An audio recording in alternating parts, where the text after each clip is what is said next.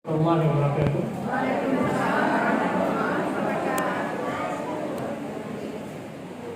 Innal hamdalillah nahmaduhu wa nasta'inuhu wa nastaghfiruh wa na'udzu billahi min shururi anfusina wa min sayyiati a'malina. May yahdihillahu fala mudilla lahu wa may yudlil fala hadiya lahu. Ashhadu an la ilaha illallah wahdahu la syarika lahu وأشهد أن محمدا عبده ورسوله صلوات الله وسلامه عليه نبينا وحبيبنا محمد صلى الله عليه وعلى آله وصحبه وسلم. قال الله تعالى في كتابه الكريم: يا أيها الذين آمنوا اتقوا الله حق تقاته ولا تموتن إلا وأنتم مسلمون. أما بعد. Akhwati rahimakumullah. Ibu-ibu sekalian yang semoga Allah Tabaraka wa Ta'ala selalu memberikan keberkahan dalam kehidupannya.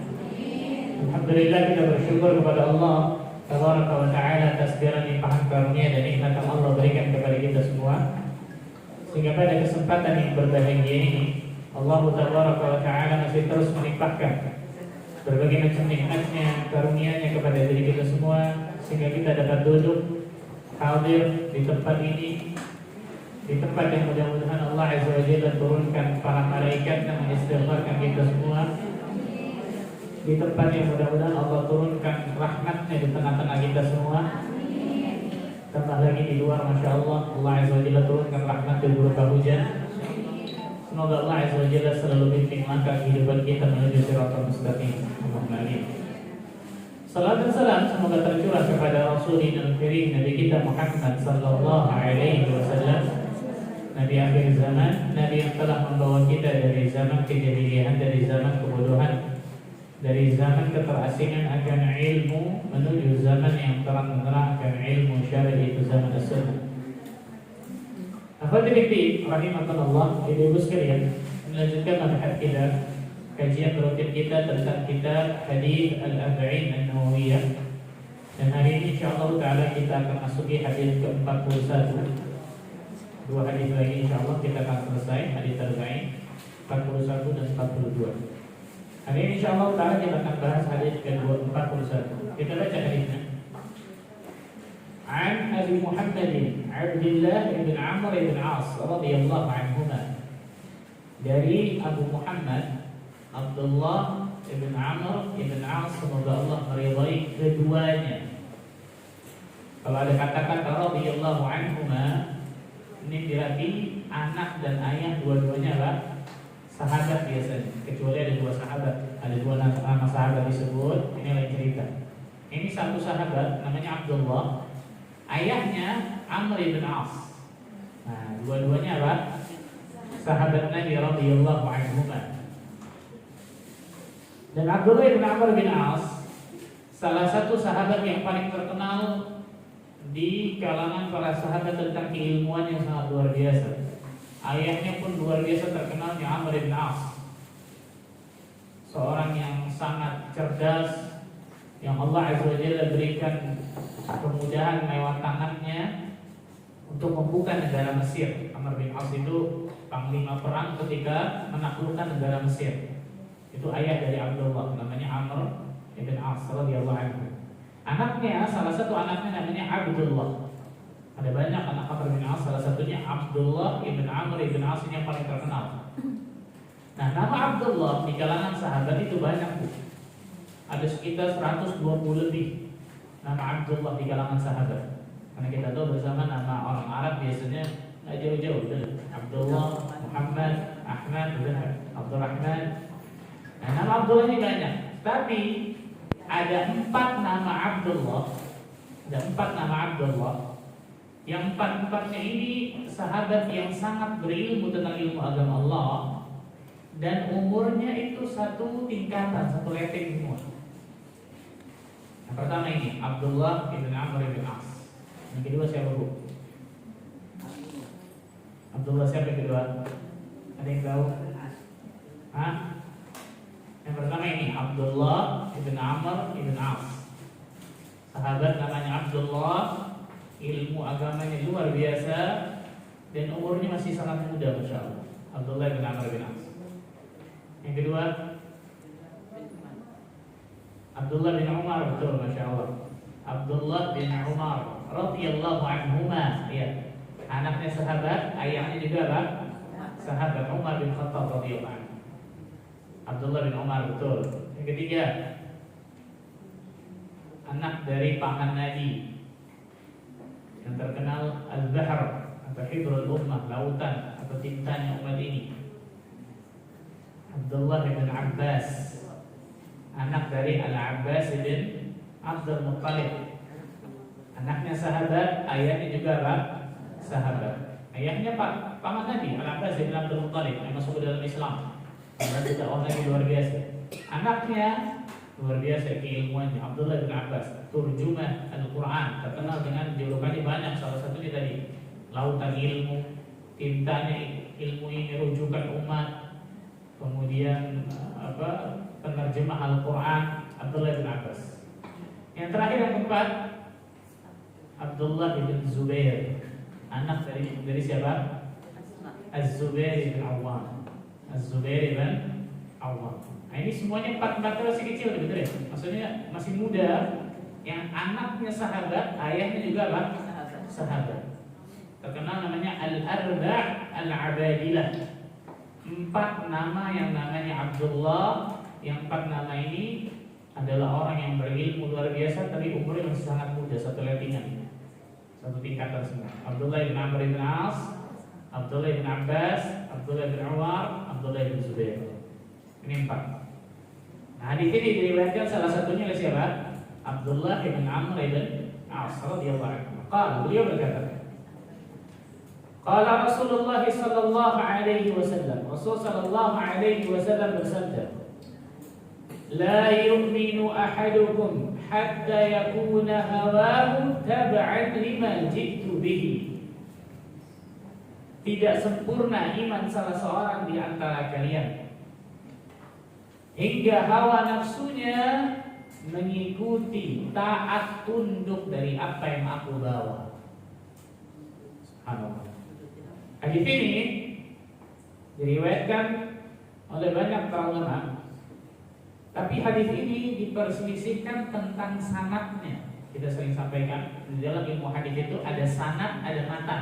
Masih ingat, Bu? Sanad itu mata rantai. An fulan, an fulan, an fulan, an fulan, an Rasulillah. Mata rantai yang menyampaikan hadis itu kepada kita. Setiap hadis harus ada sanadnya. Jadi Rasul sampaikan ke sahabat, sahabat sampaikan ke muridnya tabi'in, tabi'in sampaikan ke tabi'ut tabi'in, terus sampai diriwayatkan rawahul Bukhari, rawahu Muslim, rawahu Abu Dawud. Itu harus nyambung semua tuh. Nah, orang yang bawa hadis tersebut dinamakan rawi. Dinamakan apa? Rawi. Mata rantainya tadi itu an fulan dari fulan dari fulan dari fulan dari fulan, namanya sanad. Namanya apa? Isi redaksi dari hadis itu namanya matan. Namanya apa? Al-matnu, matan. Matan kalau bahasa Indonesia matan. Isi redaksi hadis. Ini contoh nih. Tidak sempurna iman salah seorang di antara kalian sampai hawa nafsunya tunduk, taat, patuh dari apa yang aku bawa. Itu namanya matan, isi hadisnya. Nah, yang kita bahas pertama ini tentang sanadnya dulu nih. Sanad hadis ini, mata rantai dari hadis ini diperselisihkan oleh para ulama. Ada yang mengatakan bahwa sanad hadis ini adalah hasan, tapi banyak yang mengatakan sanad dari hadis ini adalah dhaif, lemah. Nah, jadi nggak sembarangan Ibu. Menjadi seorang perawi saja yang meriwayatkan hadis itu nggak sembarangan.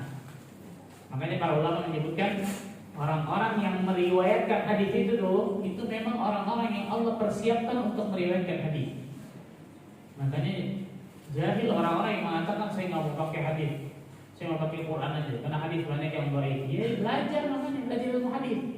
Kalau dia tahu bagaimana ketatnya, selektifnya para ulama ahli hadis di dalam menilai hadis ini sahih atau tidak, luar biasa.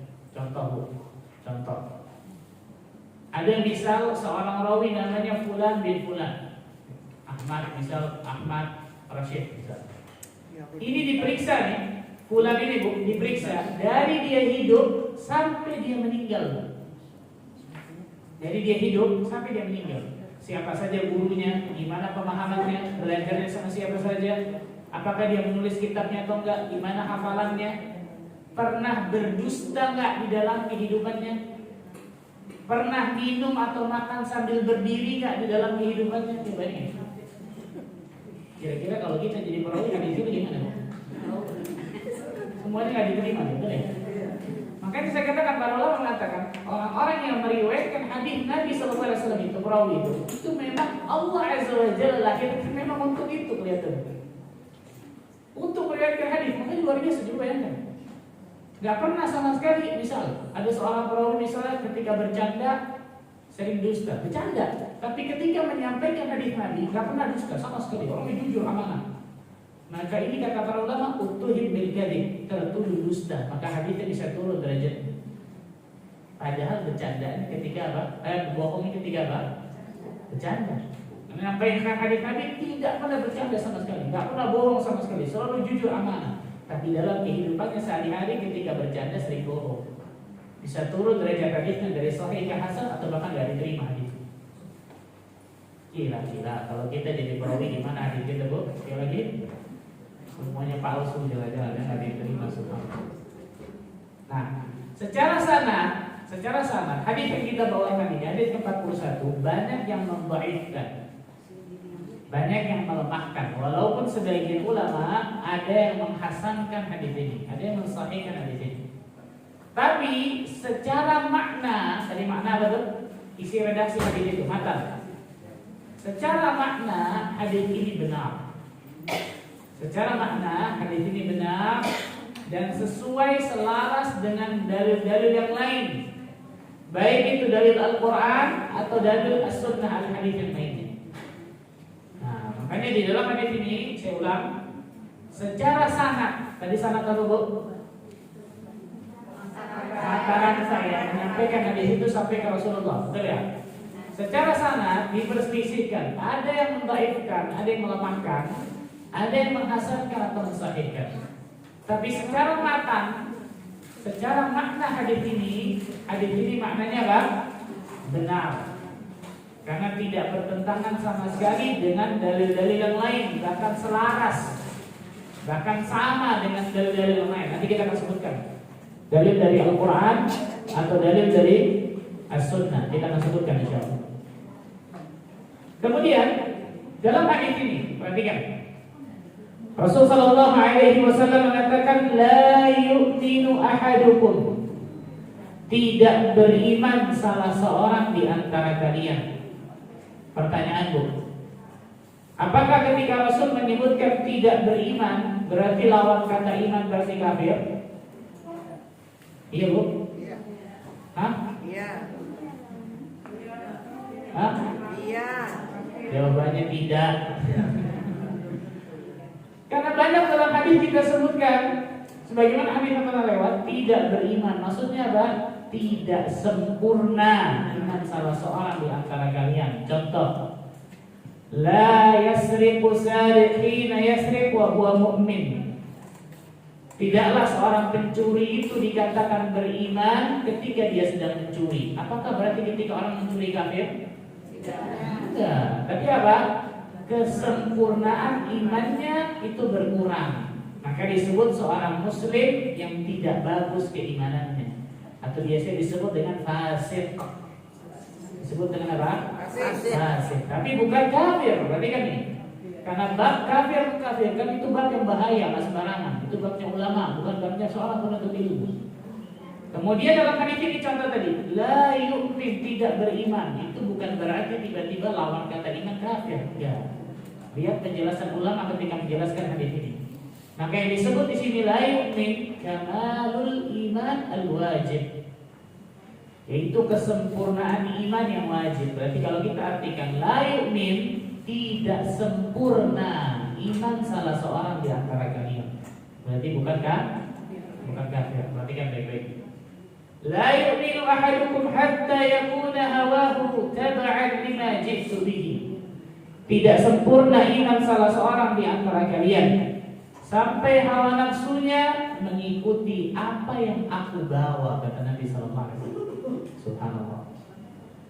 Dari hadis ini kita bisa ambil kesimpulan yang sangat luar biasa pentingnya hawa nafsu seorang muslim dan muslimah, hawa nafsu seorang manusia itu harus mengikuti dalil Al-Quran dan As-Sunnah, harus tunduk taat kepada dalil Al-Quran dan As-Sunnah, bukan sebaliknya.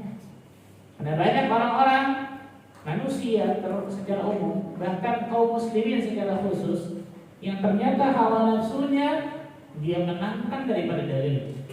Ketika ada dalil mengatakan qala Allah wa qala Rasul, ternyata bertentangan dengan hawa nafsunya. Mana yang didahulukan? Banyak dari manusia yang mendahulukan hawa nafsunya daripada firman Allah dan Rasulnya. Ini dengan jelas. Dan hadis ini senada pada kaitannya dengan hadis yang sudah pernah kita bahas. La yu'minu ahadukum hatta akuna ahabba ilaihi min walidihi wa waladihi wan nasi ajma'in. Tidak sempurna iman salah seorang di antara kalian sampai aku, kata Nabi, lebih dia cintai daripada orang tuanya, anaknya, bahkan seluruh manusia di jagat raya ini. Nah, sama ini. Maka tidak boleh seorang muslim dan muslimah, bahkan seorang manusia mengalahkan dalil Al-Quran dan As-Sunnah, terutama yang dibawa oleh Nabi, dengan hawa nafsunya, dengan perasaannya, dengan logikanya, dengan kebanyakan tradisi manusia, kebanyakan adat. Tidak boleh. Dia harus dahulukan dalil Al-Quran dan As-Sunnah. Jadi nggak boleh. Contoh, dia menolak hadis Nabi karena alasan hadis ini sudah nggak masuk akal Ustaz zaman sekarang. Alhamdulillah min dzalik. Berarti dia mengatakan akalnya itu lebih pintar daripada akal Nabi SAW. Akalnya mengatakan lebih pintar daripada akal para sahabat Nabi. Dia mengatakan tanpa dia sadari akalnya lebih pintar daripada orang-orang soleh terdahulu. Jadi itu nggak mungkin, mustahil. Nah, orang zaman sekarang banyak nih contoh orang-orang liberal luar biasa. Oh ya, ini sudah kali relevan nih, hadis ini sudah nggak bisa dipakai zaman sekarang nih. Sudah nggak masuk zaman. Nah, itu beda dari. Dalil itu beda dengan akal kita, teman-teman sekalian. Akal kita itu ada batasannya. Contoh penelitian. Zaman dulu penelitian A bisa berubah ketika berlangsungnya zaman, berubah jadi penelitiannya jadi B hasilnya. Betul ya? Itu duniawi. Tapi kalau dalil Al-Quran dan As-Sunnah semenjak 1400 tahun diucapkan oleh Nabi SAW, diturunkan oleh Allah ke Nabi SAW, tidak akan berubah sampai hari kiamat. Karena yang bikin siapa? Allah Ta'ala. Bagaimana dia mempertentangkan akalnya yang sedikit, yang pasti ada batasannya, dengan dalil Al-Quran dan As-Sunnah dari Allah dan Rasul. Tidak mungkin. Atau saya katakan tadi itu, dia mempertentangkan dalil Al-Quran dan As-Sunnah dengan perasaannya. Perasaan bukan dalil, perhatikan. Dia mempertentangkan Al-Quran dan As-Sunnah dengan kebanyakan adat atau tradisi manusia zaman sekarang. Tidak bisa. Allah mengatakan wa in tuti' aktsara man fil ardi yudilluka 'an sabilillah. Jika engkau mengikuti kebanyakan manusia di zaman ini atau di kebanyakan manusia di muka bumi ini, maka engkau akan tersesat dari jalan Allah SWT. Nah, perhatikan baik-baik nih. Jadi yang namanya dalil itu Al-Quran dan As-Sunnah. Itu yang benar. Akal, kemudian tradisi, adat istiadat, perasaan, hawa nafsu itu harus tunduk taat kepada dalil Al-Quran dan As-Sunnah. Jangan dibalik. Allah Azza wa Jalla berfirman di dalam surat An-Nisa ayat ke-65. Buka surat An-Nisa surat ke-4 ayat ke-65. Saya akan sebutkan beberapa dalil tentang masalah ini yang selaras dengan hadis ini.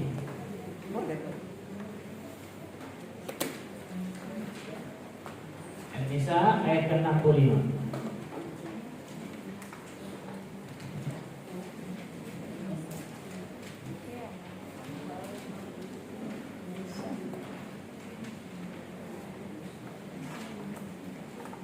Allah Azza wa Jalla berfirman, "Fala wa rabbika la yu'minuna hatta yuhakkimuka fima shajara bainahum, thumma la yajidu fi anfusihim harajan mimma qadaita wa yusallimu taslima." An-Nisa 65. Maka demi Rabbmu, Allah Azza wa Jalla bersumpah, Mereka pada hakikatnya tidak beriman hingga mereka menjadikan engkau ya Muhammad sebagai hakim terhadap perkara yang mereka perselisihkan. Kemudian mereka tidak merasa dalam hati mereka sesuatu berat terhadap keputusan yang kau berikan wahai Muhammad, dan mereka menerima tunduk dengan sepenuhnya. Ya, kita tidak akan pernah sempurna iman kita dalam ayat ini sampai kita menjadikan Rasulullah Sallallahu Alaihi Wasallam sebagai hakim dalam perkara yang kita perselisihkan. Apapun itu, subhanallah. Maka saya suka bingung, subhanallah, ketika seorang muslim dan muslimah disampaikan ini hukum Allah, ini hukum Rasul Sallallahu Alaihi Wasallam. Oh, jangan pakai hukum Allah dan Rasul saja. Kita pakai hukum negara aja. Mana ini hukum negara, subhanallah? Contoh apa masalah? Masalah apa contohnya? Waris, betul ya? Karena dia tahu kalau dia pakai hukum Allah dan Rasulnya, wah saya dapat dikit nih, masya Allah. Contoh misal seorang wanita, kan gitu. Pakai hukum negara aja. La ilaha illallah Muhammad Rasulullah. Ini gimana? Allah mengatakan tidak beriman, yaitu tidak sempurna iman salah seorang di antara mereka, itu kata Allah, sampai mereka menjadikan Nabi Muhammad SAW sebagai hakim dalam perkara yang diperselisihkan oleh mereka. Kemudian tidak ada rasa berat dalam hati mereka terhadap keputusan yang diberikan oleh Rasul SAW karena mereka tunduk taat menerima dengan sepenuhnya. Ayat pertama. Ayat selanjutnya buka dalam surat Al-Ahzab ayat ke-36. Surat 33 Al-Ahzab ayat 36. Surat 33 Al-Ahzab ayat 36.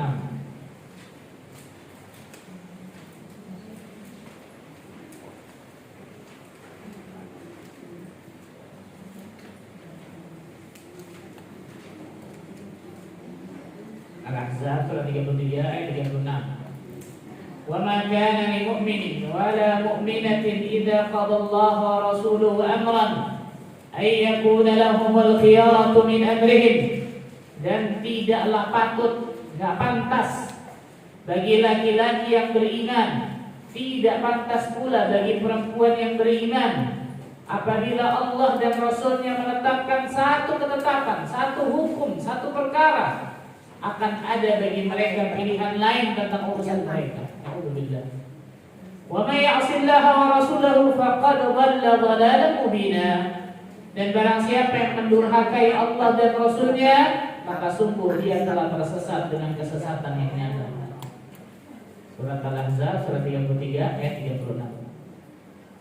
Ya, subhanallah. Bagaimana pentingnya seorang muslim dan muslimah untuk tunduk taat dari apapun yang Allah dan Rasulnya perintahkan ataupun larang kepadanya, kepada hukum Allah Azza wa Jalla, jelas. Nah, Allah banyak nggak pantas, nggak patut bagi seorang laki-laki yang mukmin, perempuan mukminah, ada ketetapan, satu hukum yang Allah dan Rasulnya tetapkan, dia ada pilihan lain.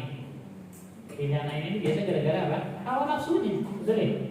Mengikuti hawa nafsu buruknya, alhamdulillah. Orang yang mendurhakai Allah dan Rasulnya, maka dia telah tersesat dengan kesesatan yang nyata.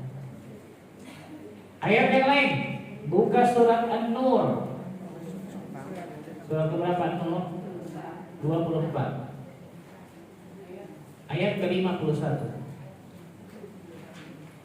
dan 52. Syahid bahasa kita 51, tapi lebih jelas 52 juga. Surat An-Nur surah 24 ayat 51 dan 52. Terutama 51-nya. Allah Azza wa Jalla berfirman, "Innama kana qaulal mu'minina idza du'u ila Allah wa rasulih liyahkuma bainahum an yaqulu sami'na wa ata'na wa ulaika humul muflihun." Hanyalah ucapan orang mukmin, orang yang beriman, yang apabila mereka diajak kepada Allah dan Rasulnya agar Rasul memutuskan perkara di antara mereka, apa kata-kata mereka? An yaqulu sami'na wa ata'na. Yang mereka katakan, kami dengar dan kami taati. Bukan seperti orang-orang Yahudi Orang Yahudi mengatakan sami'na wa asaina. Itu orang Yahudi itu. Kami dengar dan kami durhakai. Nauzubillah. Itu orang Yahudi. Tapi orang yang beriman mengatakan sami'na wa ata'na. Kami dengar, kami taati. Wa ulaika humul muflihun. Mereka itulah orang-orang yang beruntung mendapat kesuksesan. 5-2-nya, wa may yuti'illaha wa rasulahu wa yakhshallah wa yattaqi fa ulaika humul faizun. Wa yattaqi fa ulaika humul faizun.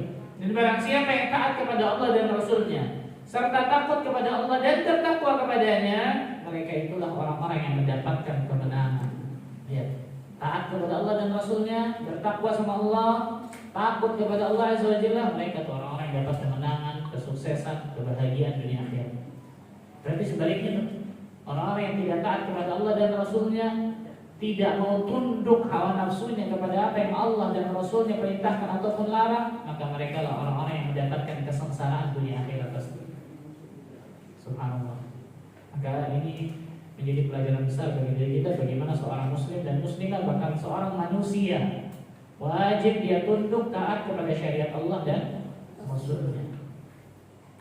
Al-Imam Ibnu Rajab Al-Hambali rahimahullah ta'ala berkata dalam kitabnya Jami'ul Ulum Al-Hikam, Al-Quran telah menjelaskan, Allah telah mencela siapa saja yang membenci apa yang Allah cintai atau mencintai apa yang Allah benci. Perhatikan, Al-Quran Al-Karim telah menjelaskan bahwa Allah Azza wa Jalla itu mencela siapa saja yang membenci apa yang Allah cintai. Apa yang Allah cintai? Ketaatan, amal saleh, tauhid, iman, takwa, itu yang Allah cintai. Kalau dia membenci ini semua, Allah mencela orang-orang seperti ini. Dan mencintai apa yang Allah benci. Apa yang Allah benci? Kesyirikan, kebid'ahan, kemaksiatan, kedurhakaan kepada Allah, perbuatan dosa, itu semuanya Allah benci. Kalau dia cintai, maka Allah cela orang-orang seperti ini. Allah berfirman di dalam surat Muhammad, surat ke-47 Muhammad, ayat ke-9 dan ayat ke-28. Ayat ke-9 dan ayat ke-28.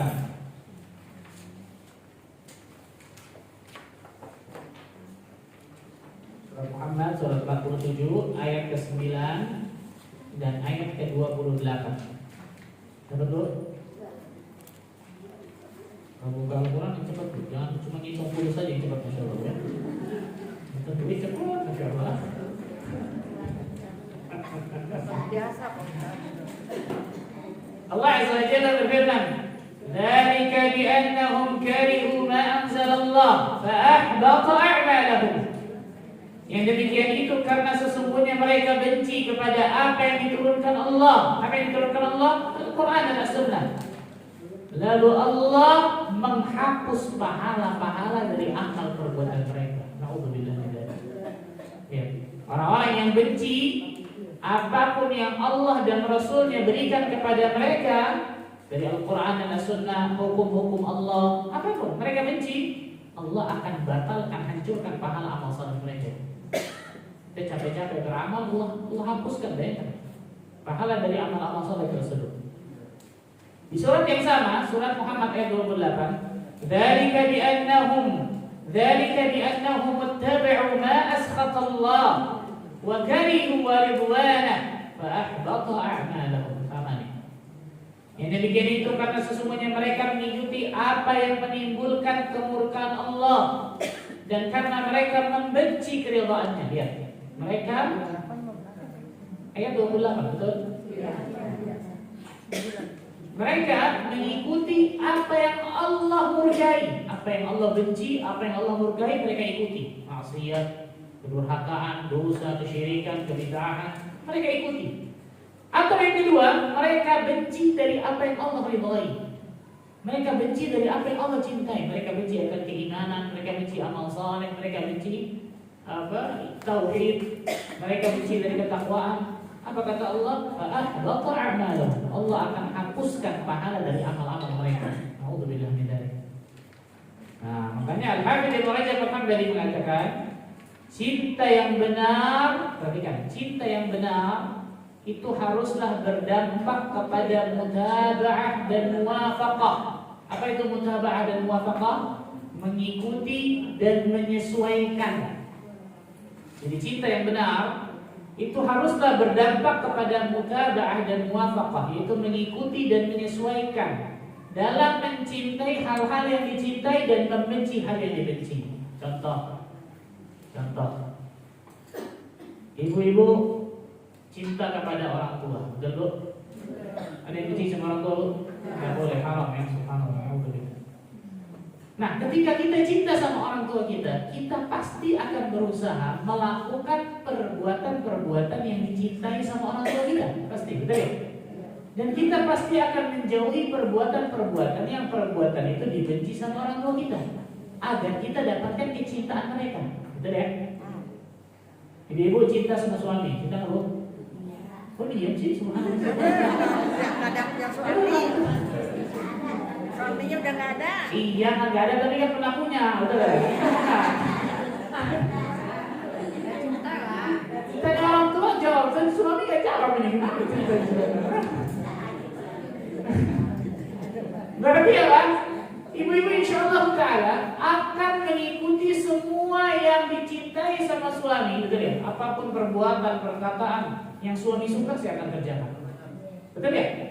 Apapun perbuatan dan perkataan yang suami benci gak akan saya lakukan itu. Supaya mendapatkan cinta dari apa? Suami. Itu pasti suami. Nah kita mengatakan saya cinta kepada Allah dan Rasulnya, tapi kok sebaliknya perbuatan kita? Maksiat. Nah, apa yang Allah dan Rasulnya larang, kok kita kerjain? Apa yang Allah dan Rasulnya cintai, perintahkan, kok kita nggak kerjain? Males. Bahkan kita tinggalkan begitu saja dengan meremehkan. Apakah ini namanya cinta? Bombal ini cintanya. Cinta bombal. Bohong, betul ya? Betul. Innal muhibba liman yuhibbu muti'un. Karena para pencinta itu pasti akan mengikuti, nurut kepada yang dia cintai tersebut. Iya. Pasti. Maka orang yang mencintai Allah dan Rasulnya, apapun yang Allah dan Rasulnya sampaikan dalam Al-Quran dan Rasulnya, saya tunduk, saya taat, saya nurut, titik, nggak ada bohong. Itu yang benar. Itu mukmin dan mukminah tuh. Ya. Dan ayat tentang masalah itu luar biasa banyaknya. Maka beliau menyebutkan cinta yang benar haruslah berdampak kepada mutaba'ah dan muwafaqah. Mutaba'ah mengikuti siapa? Mengikuti Nabi sallallahu alaihi wasallam. Mengikuti apa yang Allah dan Rasulnya perintahkan kepada kita. Mengikuti apapun apa yang dan Rasulnya larang dalam diri kita, jelas. Dan muwafaqah, dan menyesuaikan. Kita pasti akan menyesuaikan segala apa yang Allah dan Rasulnya cintai, kita akan lakukan. Segala apa yang Allah dan Rasulnya benci, kita akan jauhi. Itu menyesuaikan. Berarti kan baik. Karena kita lihat luar biasa banyaknya tentang masalah ini, ternyata cintanya hanya sekedar pengakuan, hanya sekedar klaim, tapi tidak berbuat dengan amal perbuatannya. Ini salah. Allah Ta'ala berfirman, ini lebih luar biasa lagi ayat ini. Di dalam surat At-Taubah, surat ke-9 ayat ke-24. Surat At-Taubah, surat ke-9 ayat ke-24.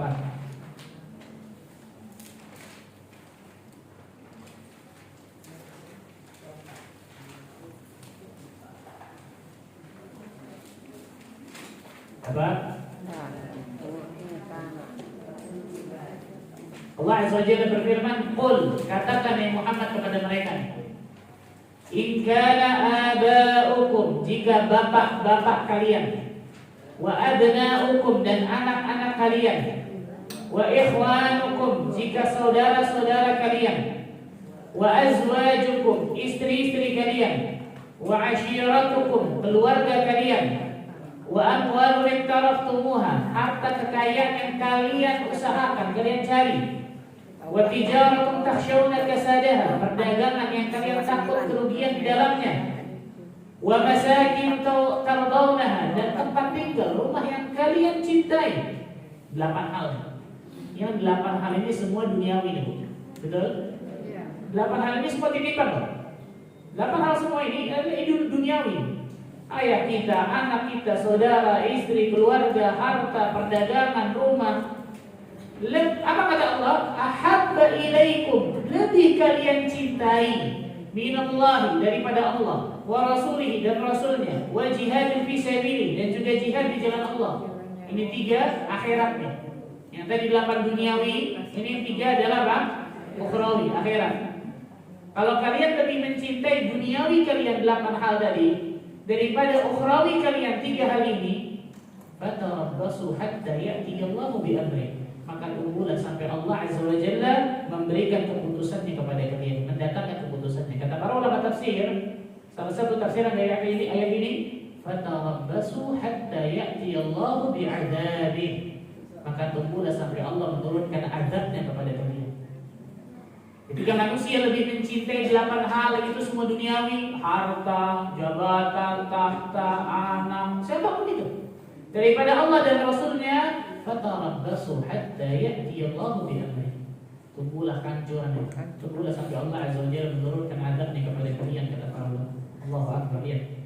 Ketika manusia lebih mencintai 8 hal tadi, dan 8 ini biasa apa? Hawa nafsu nih semuanya biasanya. Kita lihat. Daripada Allah dan Rasulnya, dari Al-Quran dan As-Sunnah, maka Allah Azza wa Jalla tidak akan pernah berikan kebahagiaan dunia akhirat bagi hidup kita. Maka coba tanya diri kita masing-masing, sebelum kita memutuskan satu perkara, sebelum kita melakukan satu perbuatan, ini dicintai dan diridhai oleh Allah dan Rasulnya atau tidak? Kalau ternyata ini dibenci oleh Allah dan Rasulnya, jangan pernah lakukan sedikit pun, subhanallah. Dekati aja jangan, apalagi lakukan. Apakah perbuatan ini ternyata dimurkai, nggak suka Allah dan Rasulnya, atau ternyata suka, atau ternyata nggak tahu aja? Aduh, tanya dulu orang yang lebih tahu. Betul. Karena subhanallah fitrah manusia, muyulnya, kecenderungan hatinya itu suka kepada sesuatu syahwat, suka kepada sesuatu yang mengarahkan dirinya kepada syahwat. Padahal syahwat ini ternyata banyak yang mengarahkan kepada keburukan. Kita nggak katakan syahwat itu semuanya buruk, enggak. Kita mau makan, mau minum, menikah itu syahwat, tapi syahwat yang dibolehkan dalam syariat, betul ya? Tapi banyak dari syahwat ini yang ternyata mengarahkan kepada apa? Keburukan. Makanya Allah katakan, innan nafsa la'ammaratun bisu. Sesungguhnya hawa nafsu manusia biasanya akan mengajak kepada keburukan. Maka coba tanya diri kita masing-masing, jika kita ingin melakukan satu perkara, ini dicintai dan diridhai oleh Allah dan Rasulnya atau tidak? Atau jangan-jangan dibenci? Atau jangan-jangan tengah-tengah? Bisa jadi dicintai, bisa jadi dibenci, tinggalin. Tengah-tengah loh, bayangkan. Apalagi jelas-jelas dibenci, subhanallah. Ketika Allah Azza wa Jalla menciptakan surga, maka Allah mengutus malaikat Jibril untuk melihat surga tersebut. Ini adalah hadis yang sahih. Maka Jibril datang kepada Allah Azza wa Jalla, ya Allah, tidak ada orang manusia, siapapun itu, yang melihat surga kecuali mereka pasti ingin masuk ke dalam surga. Saking indahnya surga, saking indahnya dengan penuh kenikmatan.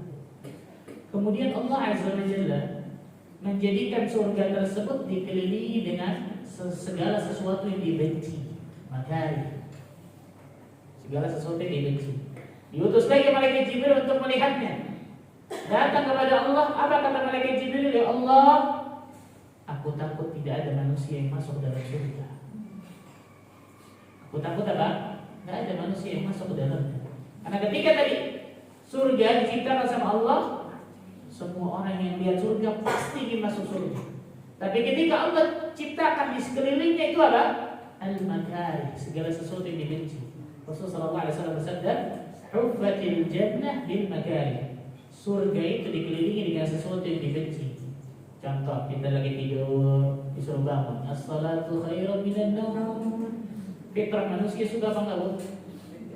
Fitrah manusia suka apa enggak? Enggak. Tapi karena iman kita bangun sholat, betul ya? Betul. Manusia ngumpulin harta banyak, sudah sampai nisabnya, sudah berputar satu haul, habis ada apa? Fitrah manusia, dia capek-capek kerja, capek-capek dagang, capek-capek ngumpulin uang, lah kok suruh dikeluarin 25%. Fitrah manusia suka nggak? Tidak. Benci, betul ya? Tapi karena iman kita keluarkan itu. Gitu ya? Makanya Rasul mengatakan huffatil jannah bil makari. Surga itu dikelilingi dengan segala sesuatu yang dibenci ternyata. Tapi kalau lulus, luar biasa kenikmatan dalam surga itu. Dan sebaliknya, wa huffatil jannah bisyahawat, dan neraka dikelilingi dengan segala sesuatu yang syahwat. Nah, yang menghuyul manusia, kecenderungan manusia suka kan syahwat itu. Malaikat Jibril diutus oleh Allah Azza wa Jalla ketika Allah menciptakan neraka. Datang, ya Allah, tidak ada manusia yang melihat neraka, pasti tidak ada satupun manusia yang mau masuk dalamnya. Kemudian Allah Azza wa Jalla ciptakan di sekeliling neraka tersebut syahwat, segala sesuatu yang syahwat, betul ya? Cenderungan manusia suka kepada syahwat itu. Datang lagi malaikat Jibril ketika diutus oleh Allah, ya Allah, aku takut tidak ada manusia yang selamat dari neraka ini. Luar biasa. Ini menunjukkan bahwa apa? Tidak mudah untuk mendapatkan surga. Makanya Nabi SAW menyebutkan apa? Perbandingan penghuni surga dengan penghuni neraka. Di makna hadis, dalam sebuah hadis, seperti perbandingan kulit sapi yang berwarna hitam yang sapi tersebut aslinya warnanya putih. Atau sebaliknya, perbandingan penghuni surga dengan penghuni neraka seperti kulit sapi yang warna hitam di sapi yang warnanya putih aslinya. Atau di kulit ya, sapi yang warnanya putih di kulitnya. Maksudnya apa? Minimal, sedikit. Di sapi warnanya hitam ibu, semua sapi warna hitam, ada warna putihnya, ceplok, betul ya? Mana lebih banyak berarti yang putih atau yang hitam? Yang hitam. Atau kata Nabi sebaliknya, sapi warnanya putih semua, ada hitamnya, hitam dikit, hitam. Mana yang mayoritas berarti? Yang putih. Perbandingan penghuni surga dengan penghuni neraka seperti itu. Bahkan dalam sebuah hadis dikatakan, ketika Rasul bertanya tentang ba'ful nar, wala ba'ful nar, delegasi neraka. Apa itu delegasi neraka? Rasul menyebutkan dari 100 orang 99 masuk ke neraka Allah Azza wa Jalla, 1 masuk surga. Jadi luar biasa ya. Salah satunya gara-gara ini nih, kita lihat. Selain dari syaitan jelas yang selalu membisikkan keburukan kepada kita agar menemaninya di neraka, salah satu yang wajib kita lawan itu hawa nafsu buruk kita. Hawa nafsu buruk kita. Sebenarnya ibu sekalian, hawa nafsu itu kenikmatan yang Allah kasih kepada manusia. Itu hawa nafsu. Tapi dengan syarat kita yang mengendalikan hawa nafsu itu, bukan kita yang dikendalikan oleh hawa nafsu itu. Kalau kita yang nyetir hawa nafsu tersebut, ini nikmat. Tapi kalau kita yang disetir sama hawa nafsu ini bahaya. Contoh, ibu-ibu ketika sakit, sodorin makan yang paling enak, minuman paling enak, paling disukai, biasa jawabannya apa? Nah, nafsu. Betul ya? Betul ya? Berarti nafsu ini salah satu kenikmatan yang Allah kasih, bukan? Jelas, itu. Ketika seseorang menikah, kalau nggak ada nafsu gimana subhanallah? Nggak mungkin. Berarti kenikmatan yang Allah kasih dari satu sisi. Tapi ingat, satu kenikmatan ini jangan sampai mengendalikan diri kita. Ketika hawa nafsu ini mengendalikan diri kita, hawa nafsu ini menyetir kehidupan kita, alhamdulillah tadi. Inna nafsa la'ammaratun bisu'. Sesungguhnya hawa nafsu akan selalu mengarahkan, mengajak kepada keburukan. Yang benar adalah kita yang mengendalikan hawa nafsu ini. Kita yang menyetir hawa nafsu ini baru benar. Gimana cara nyetirnya? Ini tunduk taat kepada syariat Allah dan Rasulnya. Qala Allah wa qala Rasul. Ini kenapa Nabi SAW mengatakan tidak sempurna iman salah seorang di antara kalian sampai hawa nafsunya tunduk dari apa yang aku bawa, berupa Al-Quran dan As-Sunnah, berupa wahyu, baru benar. Ya, jadi kalau orang lebih mencintai 8 hal tadi yang semua duniawi daripada Allah dan Rasulnya, hancur luar biasa. Itu benar. Orang tersebut akan menghalalkan yang haram, mengharamkan yang halal, yang penting dapatkan dunia, betul ya?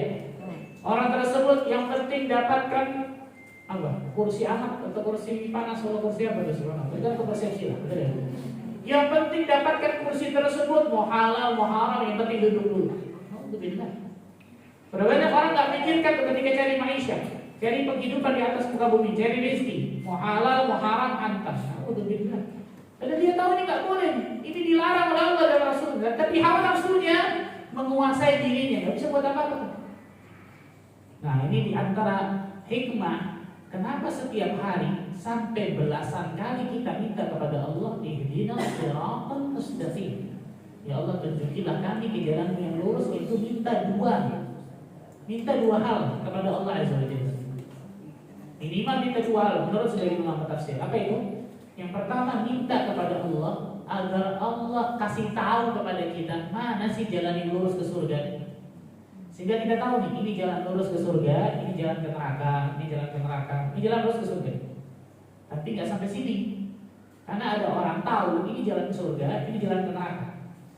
Ada yang kedua, apa itu? Minta kepada Allah agar Allah mudahkan jalan menuju surga tersebut dan menjauhi jalan dari neraka menuju neraka itu. Karena ada orang tahu mereka, ini jalan ke surga, ini jalan ke neraka, ini halal, ini haram, ini diridhai oleh Allah, ini dimurkai sama Allah. Tapi Allah tidak berikan hidayah kedua. Apa hidayah kedua itu? Dimudahkan untuk apa? Jalan ke surga, dijauhkan dari jalan ke neraka. Minta dua itu. Ihdinas siratal mustaqim, ya Allah, tunjuki kami ya Allah mana jalan lurus itu dan berikan kemudahan kepada kami agar kami mengikuti jalan yang lurus itu. Belasan kali loh bayangkan, betul ya? Allah wajibkan kita dalam sholat. Kalau nggak kasar sholat kita, bayangkan.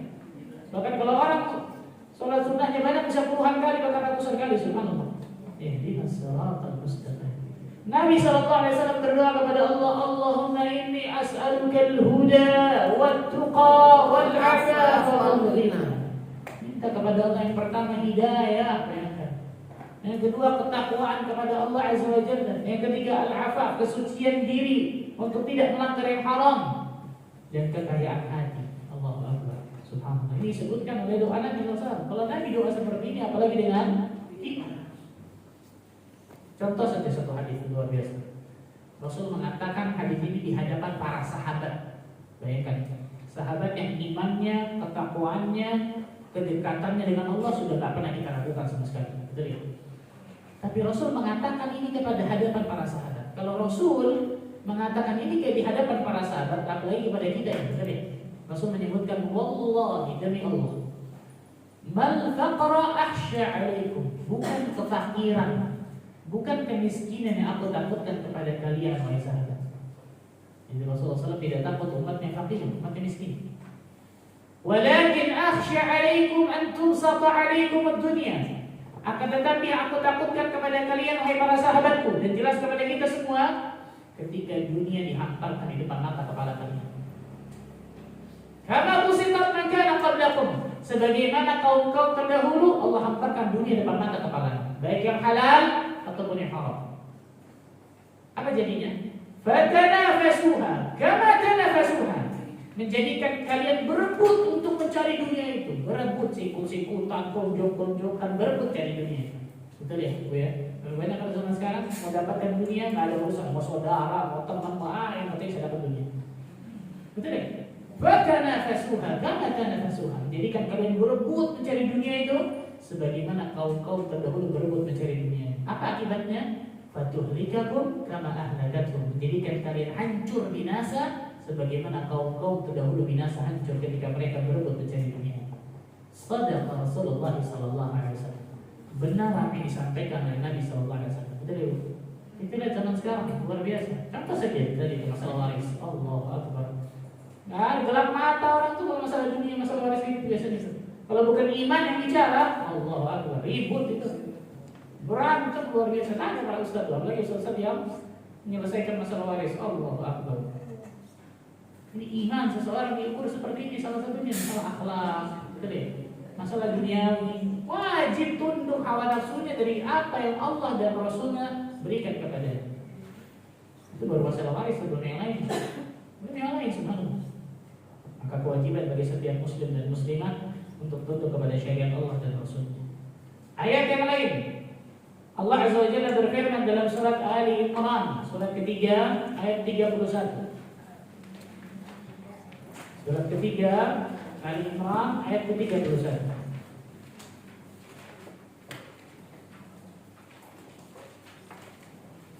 Imam Ibn Rajab Al-Hambali menukilkan perkataan Imam Hasan Al-Basri bahwa para sahabat Nabi berkata, kami benar-benar mencintai Rabb kami, kami benar-benar mencintai Allah. Maka Allah Azza wa Jalla turunkan ayat ini. Allah turunkan ayat ini. Kalau kalian benar-benar cinta kepada Allah, nih ikutin ini. Allah mengatakan dalam surat Al-Imran ayat 31. Al-Imran 31. Qul, katakan ya Muhammad, in kuntum tuhibbunallah fattabi'uni. Jika kalian benar-benar mencintai Allah, ikuti aku. Ya, ikuti Rasul sallallahu alaihi wasallam. Bukan ikuti adat istiadat, bukan ikuti tradisi, bukan ikuti nenek moyang, bukan ikuti logika akal kita semata, bukan ikuti hawa nafsu, bukan ikuti perasaan, bukan ikuti kebanyakan manusia, tidak. Ikuti Rasul sallallahu alaihi wasallam. Kalau kalian cinta kepada Allah, coba sama enggak peribadatan kalian dengan ibadahnya Rasul? Muamalah kalian dengan muamalahnya Rasulullah, akhlak kalian dengan akhlaknya Rasulullah, dakwah kalian dengan dakwahnya Rasulullah, kehidupan kalian dengan kehidupan Rasulullah. Makanya Allah jadikan Rasul sallallahu alaihi wasallam sebagai uswatun hasanah dalam kehidupan kita. Uswatun hasanah ini bukan cuma masalah akidah doang. Bukan hanya menyembah Allah saja, betul itu paling terbesar, mentauhidkan Allah, menjauhkan kesyirikan, tapi dalam segala aspek kehidupan kita.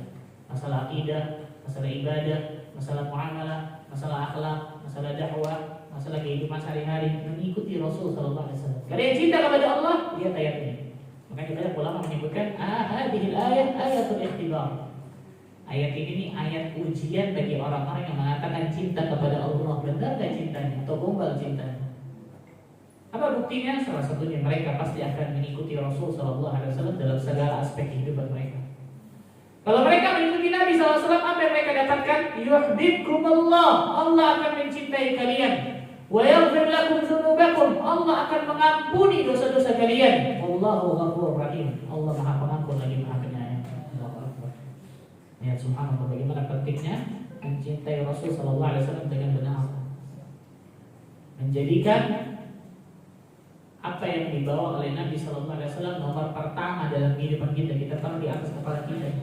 Bukan hawa nafsu yang kita jadikan di kepala kita. Rasul sallallahu alaihi wasallam bersabda dalam hadis yang sahih yang diriwayatkan Bukhari Muslim, "Thalathun man kunna fihi wajada halawatul iman." 3 perkara seseorang akan merasakan manisnya iman. Kalau 3 perkara ini mereka lakukan. Yang pertama kata Rasul, "An yakunallaha wa rasuluhu ahabba ilaihi mimma siwahuma." Ia lebih mencintai Allah dan Rasulnya lebih daripada selainnya. Jadi Allah dan Rasulnya mereka jadikan nomor berapa? Nomor 1 dalam kehidupan mereka. Jadi bukan teori doang, betul ya? Wah, Allah dan Rasulnya. Tapi dalam amal perbuatannya prakteknya jauh semana. Wa an yuhibbal mar'a la yuhibbuhu illa lillah. Ia mencintai seseorang itu karena Allah tabaraka wa ta'ala. Wa an yakraha an ya'uda fil kufr kama yakrahu an yuqdar fil nar. Ia benci untuk kembali kepada kekufuran sebagaimana ia benci dilemparkan ke api neraka Allah Azza wa Jalla. Syahid bahasa kita yang pertama, ia lebih mencintai Allah dan Rasulnya lebih daripada selain keduanya, daripada anaknya, ayahnya, hartanya, dunianya, jabatannya, apapun. Allah dan Rasul nomor 1. Berapa banyak kita sampaikan? Contoh ada seseorang bekerja di salah satu lembaga ribawi, haram, nggak boleh. Kita sampaikan dalilnya dan seterusnya. Waduh, kalau saya nggak kerja di sini gimana anak istri saya mau makan apa ya? Makan nasi, makan apa lagi? Seakan-akan kemudian yang kasih rezeki itu siapa? Allah. Seakan-akan yang kasih rezeki itu lembaga ribawi itu tuh. Kalau dia meyakini bahwa apa? Makan apa nanti? Allah Azza wa Jalla Ar-Razzaq, Maha memberikan rezeki kepada hamba-hambanya. Ar-Rahman Ar-Rahim, Allah lebih sayang kepada hambanya melebihi daripada ibu sayang kepada anak yang dia susui. Bayangkan, seorang ibu menyusui anaknya itu sayangnya luar biasa kepada anaknya. Allah Azza wa Jalla Arhamur Rahimin, lebih sayang, lebih cinta kepada hambanya lebih dari ibu tadi kepada bayinya. Luar biasa subhanallah. Maka nggak mungkin Allah Azza wa Jalla zalim kepada hambanya sedikit. Tapi yang jadi masalah keyakinan. Apakah dia yakin akan qala Allah wa qala Rasul atau tidak? Mus'ab bin Umair ketika di masa Mekah, orang yang luar biasa kayanya, luar biasa, pemuda yang sangat luar biasa kaya karena orang tuanya kaya. Sendalnya diimpor dari Yaman, bajunya diimpor, luar biasa. Mungkin kalau zaman sekarang idaman para akhwat luar biasa, masya Allah. Ketika masuk ke dalam Islam, diputus itu semua dari orang tuanya. Diputus, nggak ada sama sekali. Kalau ente mau ini semua keluar dari agama Muhammad, kata orang tuanya. Apa yang dipilih Mus'ab? Bertahan tetap. Dan kan disebutkan dalam riwayat bahwa Mus'ab itu kembali jadi orang kaya ketika hijrah ke Madinah. Nggak ada. Yang ada sebaliknya. Ketika Mus'ab bin Umair meninggal, hanya ada satu kain burdah yang menutupinya. Yang kain burdah itu kalau ditutup kakinya, kepalanya kelihatan. Kalau ditutup kepalanya, kakinya kelihatan. Saking kecilnya kain. Berarti nggak disebutkan Mus'ab ketika hijrah balik jadi orang kaya. Itu dia. Nggak disebutkan. Tapi Allah berikan lebih baik daripada kekayaan di dunia. Allah kasih keimanan kepada Mus'ab. Allah jadikan dai pertama dalam Islam yang diutus Nabi dari Mekah ke Madinah, betul ya? Sehingga ketika Nabi sampai ke Madinah, cahaya Islam itu sudah menyebar di kota Madinah dari dakwah Mus'ab di antaranya. Luar biasa. Allah berikan panji perang ketika perang Badar dan perang Uhud kepada Mus'ab bin Umair. Mati syahid di perang Uhud, bayangkan. Ini jauh lebih luar biasa berharga daripada dunia yang ditinggalkan Mus'ab tadi, betul ya? Banyak orang zaman sekarang ketika hijrah, mana kalau saya sudah hijrah kok nggak ada jadi kaya? Lah kok gini? Tujuannya duniawi supaya kaya. Hijrah supaya dapatkan keridhaan Allah, kecintaan Allah. Hijrah agar dapatkan surga Allah Azza wa Jalla. Nabi sallallahu alaihi wasallam mengatakan, "Man taraka syai'an lillah, aqadahu Allahu khairan min." Barang siapa yang meninggalkan segala sesuatu karena Allah, ditinggalkan ini karena Allah. Ini nggak boleh, haram, Allah benci, dia tinggalkan karena Allah. Allah akan menggantinya yang jauh lebih baik daripada apa yang dia tinggalkan.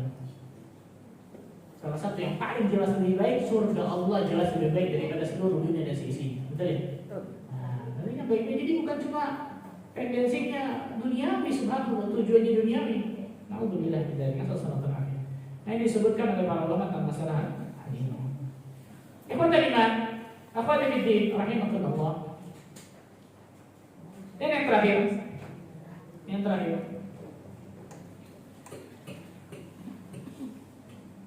Kewajiban bagi seseorang untuk menundukkan hawa nafsunya, mengendalikan hawa nafsunya.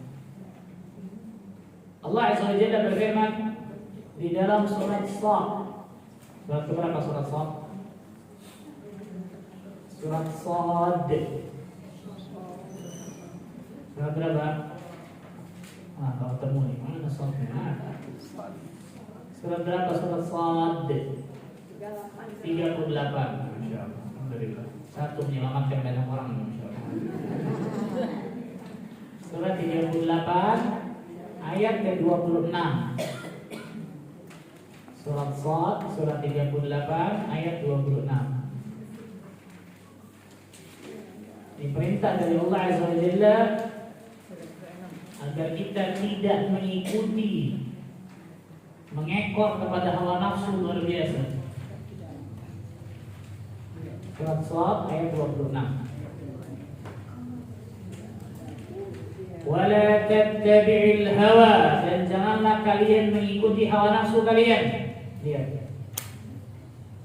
Fayudillaka 'an sabilillah, karena hawa nafsu itu akan menyesatkan kalian dari jalan Allah Azza wa Jalla.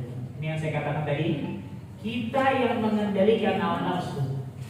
Kita yang menyetir hawa nafsu ini, kita yang menunggangi hawa nafsu, jangan dibalik. Jangan kita yang malah ditunggangi sama hawa nafsu, kita yang disetir sama hawa nafsu. Kita yang kemudian dikendalikan oleh hawa nafsu, tidak. Kita yang mengendalikan hawa nafsu, karena kalau kita yang dikendalikan oleh hawa nafsu, pasti hawa nafsu ini akan menyesatkan kalian dari jalan Allah. Allah yang sebutkan, subhanallah. Dan ayat yang terakhir dalam surat An-Nazi'at. Ma'ruf insyaallah An-Nazi'at. Juz Ammah. Surat berapa An-Nazi'at? Surat 79. Ayat 40 dan 41. Surat An-Nazi'at surat 79 ayat 40 dan 41. Allah Azza wa Jalla berfirman, "Wa amma man khafa maqama rabbih wa nahaa an-nafsa 'anil hawa fa innal jannata hiyal ma'wa." Dan adapun orang-orang yang takut kepada kebesaran Rabbnya, dia punya khasyatullah, dia punya rasa takut kepada Allah.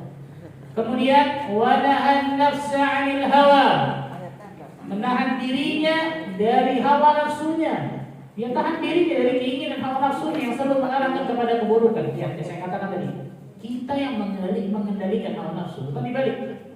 Apa yang akan mereka dapatkan? Innal jannata hiyal ma'wa. Maka sesungguhnya surga tempat tinggalnya. Ayatnya. Iya 41 menunjukkan bagaimana orang-orang yang bisa menundukkan hawa nafsunya sehingga hawa nafsunya tunduk akan syariat Allah dan Rasulnya, bahagia dunia akhirat. Bahagia dunia akhirat. Dan siapapun orang-orang yang tidak bisa menundukkan hawa nafsunya untuk bisa taat dan tunduk kepada Allah dan Rasulnya, tentu tidak saat tunggulah kehancuran. Orang menjadikan hawa nafsunya sebagai Tuhannya, jadikan hawa nafsunya sebagai jadikan hawa nafsunya sebagai tuntunannya. Allah Akbar. Nah, ini pelajaran besar bagi kehidupan kita. Allah dan Rasulnya itu harus jadi nomor pertama dalam kehidupan kita. Tidak sempurna iman salah seorang di antara kalian sampai hawa nafsunya tunduk dari apa yang aku bawa, kata Nabi sallallahu alaihi wasallam. Semoga kita bisa termasuk golongan hamba-hamba Allah yang selalu mencintai Allah dan Rasulnya dengan tulus. Sehingga itu kita bisa mendapatkan kebahagiaan dunia akhirat. Allah akan Muslim. Silakan, mungkin ada yang bertanya. Saya menanya Pak Ustaz. Silakan. Kalau niatnya mencintai orang tua atau anak karena Allah boleh Pak Ustaz? Boleh jelas. Boleh. Cinta itu, ada cinta yang memang musytarakah. Ada cinta itu yang berserikat. Ada cinta yang tulus hanya boleh kepada Allah. Salah satu cinta yang musyarakah yang berserikat itu cinta orang tua kepada anak, cinta anak kepada orang tua. Itu jelas boleh. Tapi perhatikan ini penting di batasan ini. Jangan sampai cintanya kepada makhluk siapapun menjadikan dirinya melanggar syariat Allah dan Rasulnya. Jangan sampai cinta kepada Allah, jangan sampai cinta kepada makhluk menjadikan apa? Menjadikan dia melebihi cintanya kepada Allah Azza wa Jalla. Ini penting nih. Seorang cinta kepada anaknya berlebihan luar biasa, akhirnya sampai melanggar sesuatu yang haram. Ini nggak boleh. Ini haram. Ini deh. Seorang cinta kepada orang tuanya ternyata berlebihan, akhirnya menjadikan apa? Anaknya melakukan atau meninggalkan satu perintah Allah atau melakukan sesuatu yang haram pula. Enggak boleh. Karena cinta kepada Allah dan Rasulnya harus nomor berapa? Harus nomor 1. Ibu cinta sama suami misalnya, akhirnya melebihi cintanya kepada Allah dan Rasulnya. Enggak boleh. Karena cinta kepada makhluk itu harus kita jadikan nomor di bawah setelah cinta kepada Allah dan Rasulnya.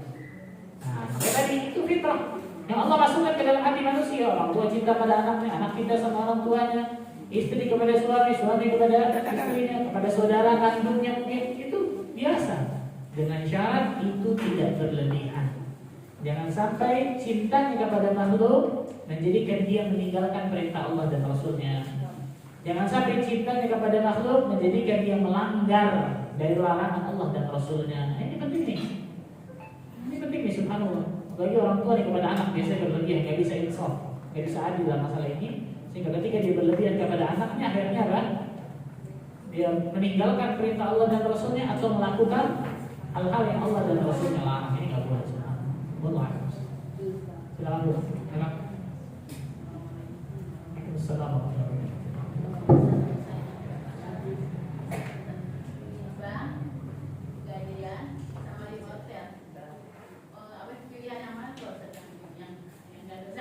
Apa tuh maksudnya? Oh, kerja. Di hotel, di pegadaian, sama di bank. Tiga-tiganya kau.